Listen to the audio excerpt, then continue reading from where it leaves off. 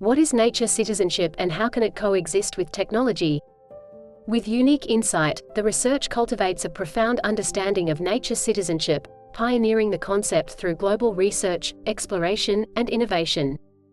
In the midst of the Fourth Industrial Revolution, Society 5.0 looms on the horizon, promising a fusion of the digital and physical realms to address pressing societal issues.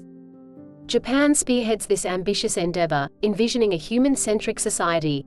In this landscape of rapid technological progress, the concept of nature citizenship emerges as a vital pillar, advocating for citizens as guardians of natural ecosystems and champions of holistic environmental stewardship.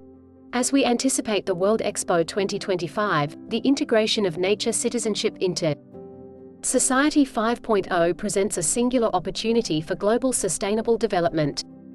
Will this symbiosis lead us towards a future that is both environmentally sound and socially inclusive?